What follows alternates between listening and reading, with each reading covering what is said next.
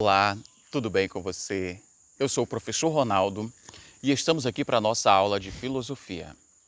Pois bem, vamos aqui iniciar neste momento o segundo bimestre. Mas antes, uma pequena revisão, uma viagem pelo conteúdo do primeiro bimestre aqui do terceiro ano do ensino médio. Veja bem, nós estudamos nesse primeiro bimestre um pouco sobre cidadania e protagonismo. É muito importante quando nós falamos de cidadania. Protagonismo. Você é protagonista da sua própria história? Pois bem, nós falamos ainda em uma das aulas sobre o poema O Analfabeto Político. Veja só, você precisa agir como protagonista da sua própria história. Não seja apenas uma folha que o vento leva. Saiba o que está acontecendo em seu tempo, saiba por que está acontecendo e procure buscar para que você seja respeitado em seus direitos, que você seja respeitado naquilo que lhe é garantia.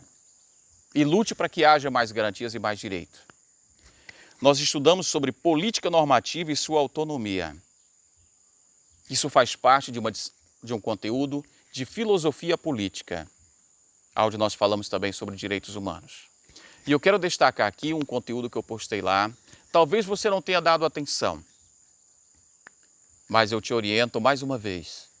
Vai na Constituição Federal de 1988, leia o artigo 5º. O artigo 5º, gente, é a base do direito do cidadão. Se você não conhece os seus direitos, como é que você vai cobrar por ele? E eu quero dizer para vocês uma frase meio pesada, mas ela é verdadeira. Só existe pilantra porque tem gente que é uma anta. Então você precisa conhecer os seus direitos para não deixar ninguém te passar para trás. Para não deixar ninguém tomar aquilo que é seu direito. Então vai ao artigo 5º. Tenha ele por perto. Código de Defesa do Consumidor, direitos trabalhistas, os direitos sociais. Não é favor, ninguém está te fazendo favor. Nós pagamos por isso, e muito caro. Pagamos os impostos, e não é barato. Então, seja um cidadão consciente, seja um cidadão inteligente. Lute pelos seus direitos. Direito não é esmola, direito não é favor. Ele é pago, e muito caro. Veja bem, estudamos sobre liberalismo, sobre democracia, sobre teorias socialistas. E aqui eu quero dizer uma coisa para você. Não se deixe levar por essa moda que estamos vivendo nesse momento. É direita, é esquerda. E as pessoas estão se tornando inimigas.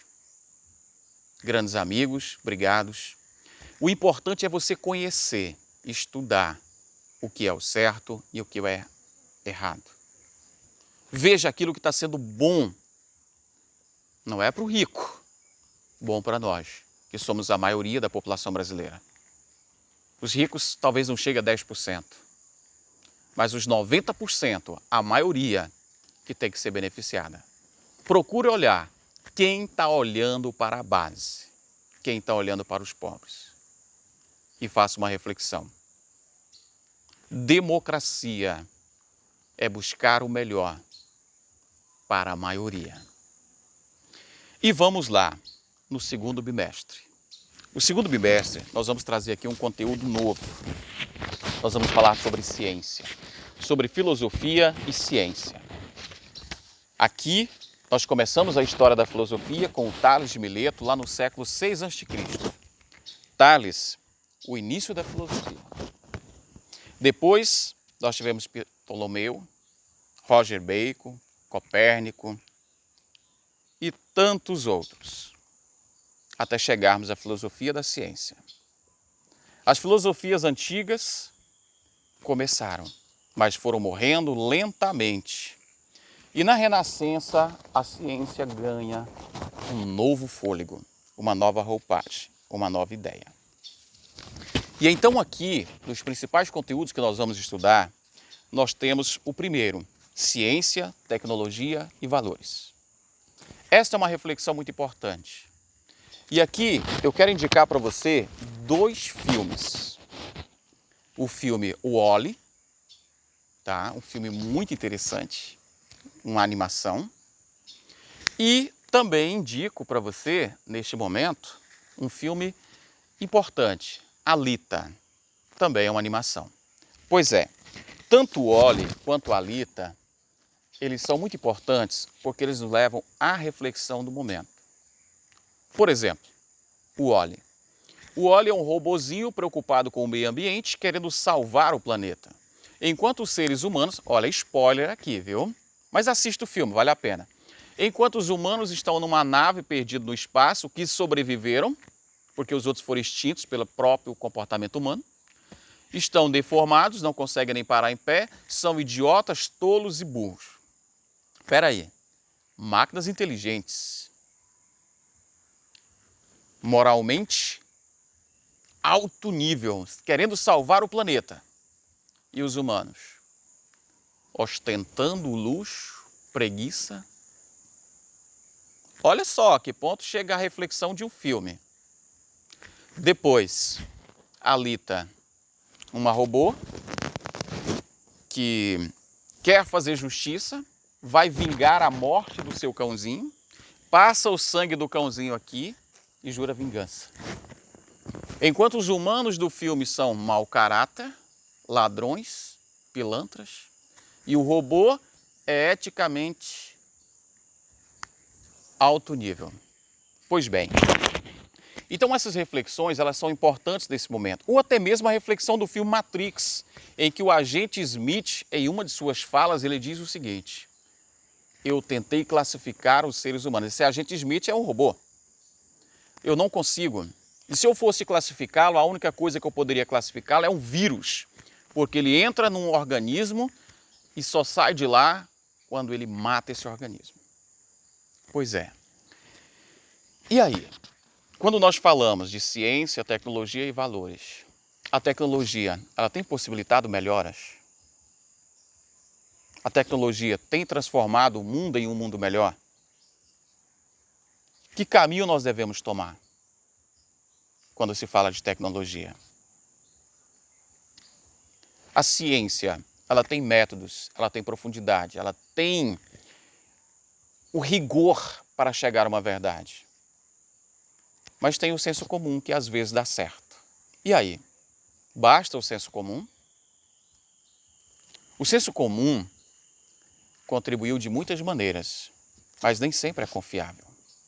É importante você pensar e diferenciar o que é senso comum do que é ciência. E aí, quais são os valores da ciência? O que é importante para a ciência? A gente fez uma reflexão agorinha sobre alguns filmes que fazem uma abordagem interessante. Mas e para a ciência, o que é importante? Nesse período de pandemia, qual tem sido a contribuição da ciência, a relevância? Tem se falado muito mal de cientistas e pesquisadores. Chamaram-nos até de vagabundos, os pesquisadores da universidade. Cortou-se a verba das pesquisas. Mas quem foi que inventou a vacina? Foi a vovozinha fazendo chá lá em casa? Ou foram pesquisadores? Quais são os benefícios da ciência? Agora a pergunta relevante: esses benefícios são para quem? Nós temos tecnologia de ponta, internet de altíssima velocidade, temos coisas inimagináveis. Exames capazes de detectar todas as doenças que você pode ter ao longo da vida quase. Mas para quem estão disponíveis? Para quem pode pagar. Então a ciência ela é democrática? Ela está disponível para todos os resultados da tecnologia? Pois bem, e qual a responsabilidade social do cientista? A preocupação dele é com a ciência ou que a sua descoberta seja para todos? Santos Dumont inventou o avião, mas até hoje tem muita gente que não andou de avião. Muita gente. Você não tem ideia. E olha quanto tempo faz que já tem avião. Mas já foi usado em guerra, já bombardeou pessoas inocentes, já foi usado como arma muitas e muitas vezes. Mas tem gente que ainda está andando a cavalo ou de jumento nas áreas mais pobres do país. Então esse é o primeiro conteúdo que está lá na sua apostila para você ler e refletir. E responder à atividade, claro. Mas nós vamos falar um pouquinho sobre, por exemplo, a ciência no mundo antigo e medieval. Vamos falar sobre a ciência no âmbito da Revolução Científica do século XVII e a ciência enquanto detentora de um método das ciências da natureza. Certo? Gente, grande abraço para você. Esse é o nosso conteúdo de filosofia. Leia o texto, pesquise, vai atrás de vídeo. Não se acomode. Procure ir além do que lhe é passado. Porque, veja bem, você está prestes a fazer o vestibular, a fazer o Enem. Não se acomode. Busque mais informações, mais conteúdo. Tá bom? Então, responda a atividade, pesquise um pouco mais. Grande abraço para você e se cuida. A pandemia ainda não acabou. Proteja-se e proteja sua família. Grande abraço, fique com Deus.